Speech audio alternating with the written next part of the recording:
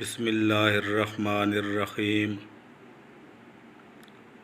عمر بن لوہی پہلا شخص تھا جس نے بت نصب کیے۔ وہ اپنے کسی کام کے سلسلہ میں ملک شام گیا۔ وہاں قوم عمالقہ رہتی تھی جو کہ سام بن نوح علیہ السلام کی اولاد سے تھے۔ عمر نے دیکھا کہ وہ لوگ بتوں کی پوجا کر رہے ہیں۔ عمر نے پوچھا کہ یہ کیا چیز ہے؟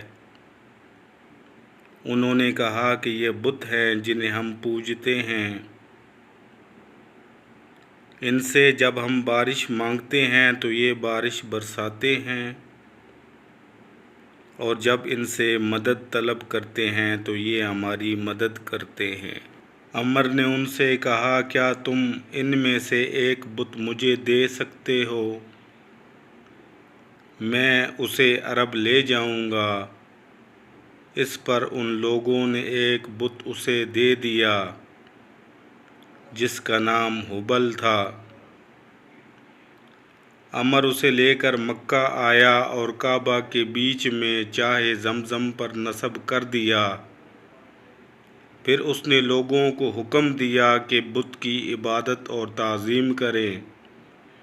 چنانچہ اس کے بعد جو کوئی شخص سفر سے واپس آتا تو وہ اپنے گھر والوں کے پاس جانے سے پہلے بیت اللہ کا طواف کرنے کے بعد اس بت کو تعظیم دیتا اور اس کے پاس اپنا سر مونڈتا۔